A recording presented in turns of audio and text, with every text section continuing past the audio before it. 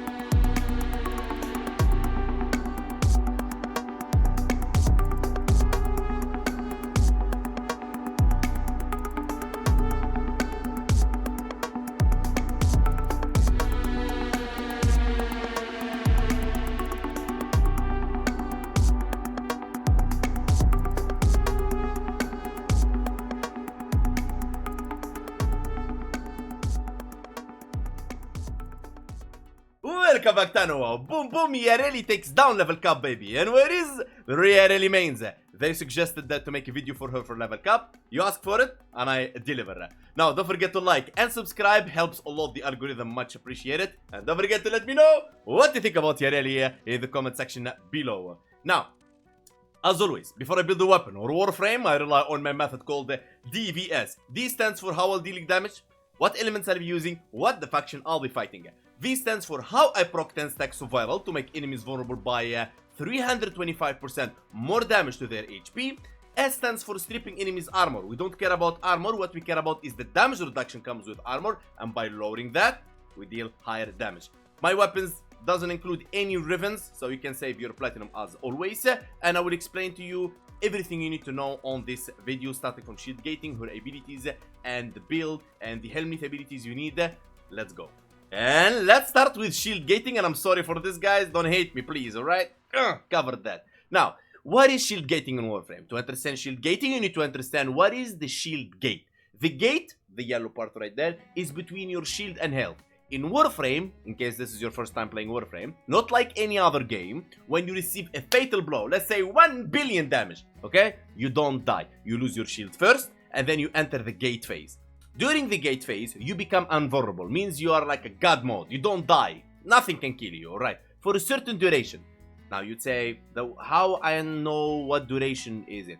That duration is affected by how much shields you have. The more shields you have, the higher the duration will be. It's capped at 2.5 seconds with 1150 shields.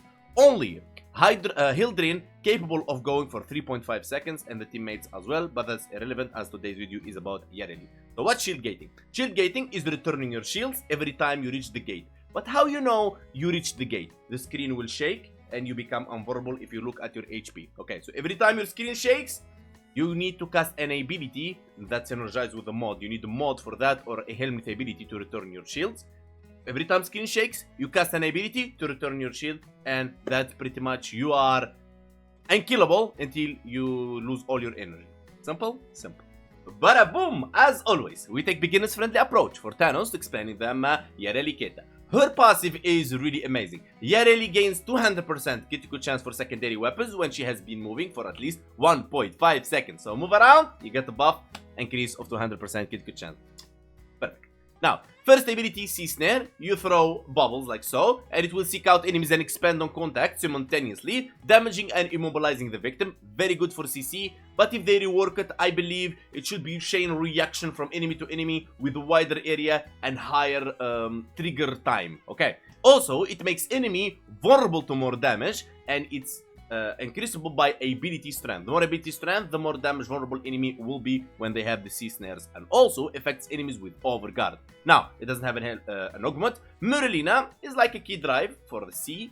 Summon Muralina, a reliable creature of the waves, and inspired for key driving. Muralina protects Yareli by absorbing a larger portion of incoming damage. How Muralina works exactly? When you summon her, she becomes invulnerable for 4 seconds, and you become invulnerable for 1.5 seconds, correct me in the comments below if I'm wrong, okay? During that 4 seconds of her invulnerability, the damage taken in, it will be deciding her HP. Okay, so for example, if she takes 1 million HP, 1 million damage, it increases the HP for Merlina to survive longer. Simple as that. And when Merlina is alive, the damage you take, okay, it will be transferred to Merlina with 90% damage reduction. Perfect.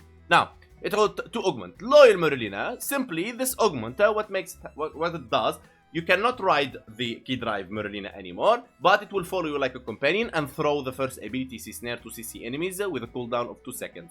Merlina Guardian is simply enemies eliminated during C Snare, first ability, heal 20% of Merlina's health. Upon healing, gain 200% reload speed and fire rate on secondary weapon for 20 seconds.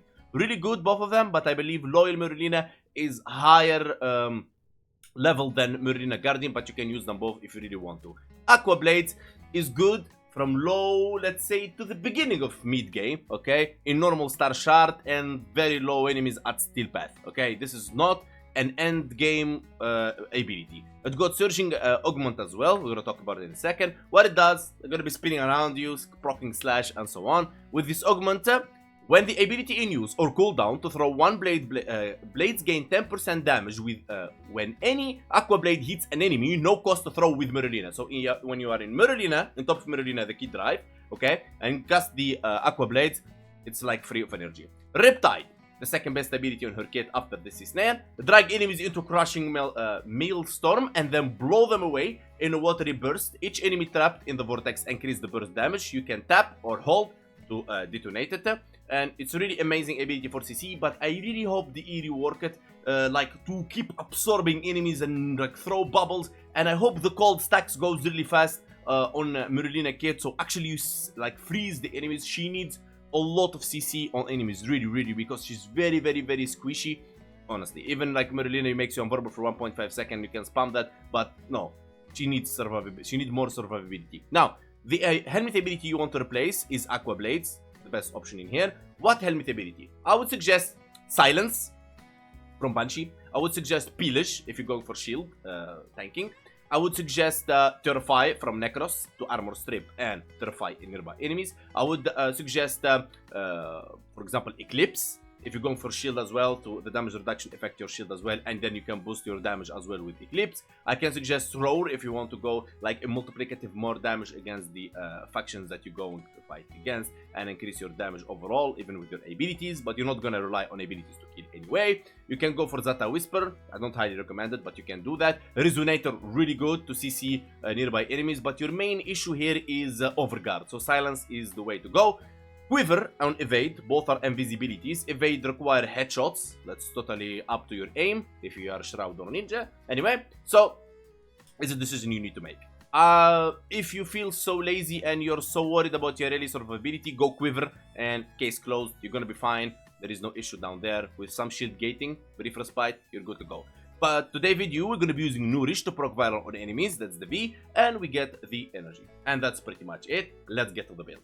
And here we are for the build, starting with the Archon shards. We'll be running 2 Emerald Archon shards to push the stacks of Corrosive from 10 to 14 to armor strip enemies with our weapons. So we don't rely on any helmet ability like Terrify, Pillage, Tharo Strike, etc. to armor strip, or Uniroa to armor strip, because we're going to be using Madurai, especially in Void Cascade for the Ghost Thrax. Now, if you don't like my methods on how I strip enemies or proc viral, you can check this sheet right here. It can help you maneuver around my methods to find your own style. I'll be running 1 Crimson Archon shard, have a Tau Forge if you want to, for 10% ability duration. The casting speed is not really important, but it's good to have, and I was experimenting. 1 casting speed is enough, but I ran 2 of them, but totally up to you, to save ourselves from natural talent. Now, for the build, we're gonna go like so. Brief Respite. On ability cast, Squads converts 150% of energy spent to shields while overshield are active. Don't get confused, I explained it very simple.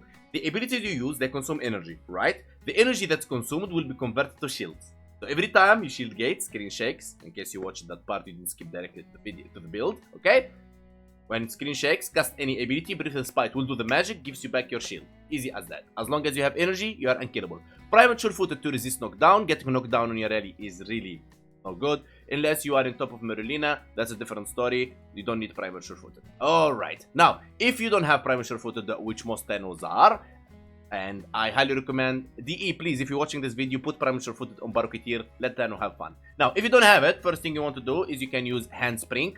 That's one. Fast, 160% faster knockdown recovery. Okay, you can use Fortitude and normal Prime Sure-Footed, but it's not really good. Otherwise, you can use the Sure-Footed, the normal version right here. Okay, or you can use Canning Drift, ability range. You can use Coaction Drift. You can use, for example, let me see, Power Drift for more strength and resistance knockdown. Speed Drift to move around and casting speed, but you already got the 2 Archon shards, you don't need that. You can go for Loot Radar and so on. But trust me, if you're going for level cap, Prime Sure-Footed, I highly recommend using it as getting knocked down. Okay, Primed Continuity, ability duration. Increase ability duration, obviously. Fast deflection, shield recharge and minus shield recharge delay. Transfortitude for ability strength and minus ability duration. Primed flow for energy max. Loyal Merulina. Primed redirection for shield capacity. Vigilante vigor for shield recharge and minus shield recharge delay. Rolling guard is really a must have. So you cleanse yourself from constant slash and puncture she's getting. I don't know honestly from where. Enemies is like hit her all the time with slash and puncture. Like most of the level cap run, I got like slash and puncture up all the time. Unbelievable. 10 seconds puncture and 5 seconds slash all the time. And I died once during the level cap because slash got me even through the shield, and the final proc was crazy and I messed my rolling guard. But whatever. Nourish for shield gating and gives you viral and on and on and on. I found Sea Snares is the fastest when it comes to casting for shield gating. We got damage vulnerability to 255%. Now, you're going to say, for example, Hank, you have 1554 shield, 0.2 seconds. That's all what you need to survive if you lose your shield and the shield regenerating doesn't work. When Arcane Aegis is active, you get 30% shield recharge for 12 seconds, and you will be like you're a god mode for 12 seconds because you got enough shield recharging. With the Arcane Aegis gives you the last drop. Unless you get magnetic, there is a chance for you to die. Okay, stay away from magnetic. Roll guard is there to help you cleanse yourself. Otherwise, use Worm as a companion. Arcane energize for energy, but it's optional and you can replace it. We're not running any negative efficiency or negative range, so this is the base build. Now, you would say, Hank, how can I replace this, for example, if I want to use Quiver? It's very simple, my friend. All you have to do is take down Fast Deflection, take down Vigilante Vigor, and then you want to put here inch like so, Ogre Reach and stretch, and you're good to go. Now this range is pretty much this strength, range, duration works with every single helminth ability in Warframe. You want to use silence, there you go, you got it. You want to use gloom, there you go, you got it. You want to use I don't care, any helminth ability you can think of, this build like you see it right now, it works with them all. Okay, but I wanted to go for her as a shield recharging. I didn't want to use Quiver again. Quiver for me is the easy way. I am invisible with shield gating and then semi shield recharging. When I use Primed Redirection and I use Arcane Aegis, I call it like a hybrid shield gating, shield recharging. Like both goes the same time together, which is very, very deadly. And this right here is higher survivability than the previous one with just shield. We're using the Fast Deflection and the Vigilante Vigor right here. Simple. As always I say, there is no build written on stone and there is no best build. What there is a build that fits your style and comfortable for you to use it. Now, the builds for the weapons already in the channel. Go search my channel, Bursum, Dual, Glaive, and so on. Merulina doesn't have like modding, so we don't care about that. Nautilus build will go like so. You can use, for example, Shade, but Shade, you'll be using her weapons. She doesn't kill with her abilities, so all the time will be out. You can use Horus if you want for invisibility, but they don't really work good with her. Driga is really awesome to proc like a lot of stats nearby. Wyrm is really good to negate yourself. Any companion you feel like, go ahead and use it. Cordon to pull enemies, Duplex for the clones, Assault to attack, Vacuum to pull the loot, Manifold for more cordon, Shield, Armor, Health, Reinforced Bonfire Rate, and Bones for critical damage. But even in the Steel Path run that I did and the speed run that you saw, I forgot to use the Shield Steel Path, this one, okay? Why this build is more special than the new era right here? Because it got Guardian, boost owner shield by 100% when it runs out, and shield charger, increase Warframe max shield and shield regeneration by 60% for 10 seconds. And I regret not using it, to be honest, because there was like up and down moments, but you want to use this one right here. Still you go to Reinforced Bond and Tenacious Bond, you're good to go. Cordon for CC. Now, Verglass Prime, you need a Riven to get this critical chance up like 50% and more for Tenacious Bone to be active. Otherwise, you can run it without a Riven. It's not a problem. It has heat and viral right there. And that's pretty much it. She's very easy Warframe to use. She's not very complicated. Let's get to Simulacrum.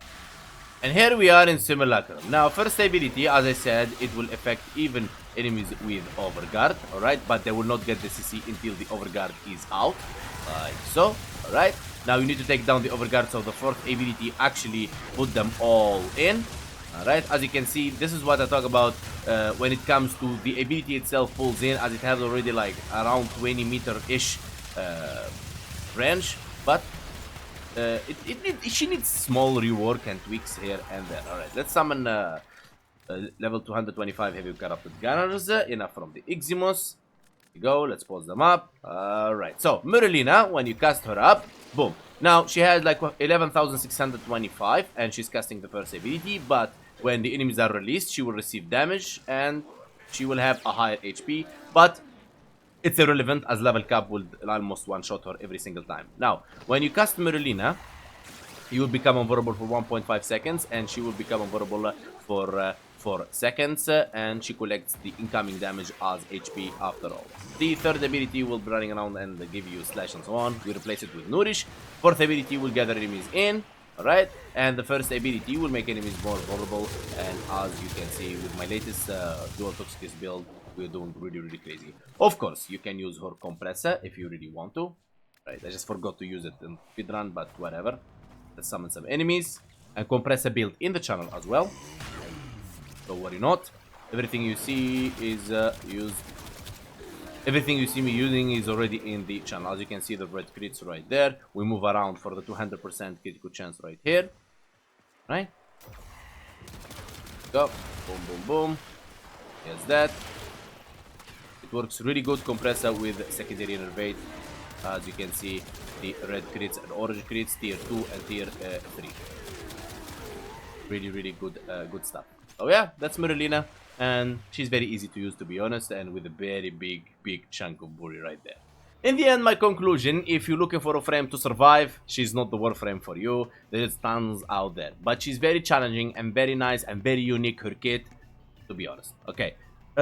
Also, does she need a rework? Yes, 100%. But not her passive. Her passive is pretty decent and pretty good in my opinion. Now, that's it. That's the Yareli build. And I hope you like it, guys. Let me know in the comments below. And don't forget to like to help the algorithm. I want to say special thanks to anyone ever supported the channel by hitting like, subbing, commenting, joining my Discord link in the description, or sharing my content.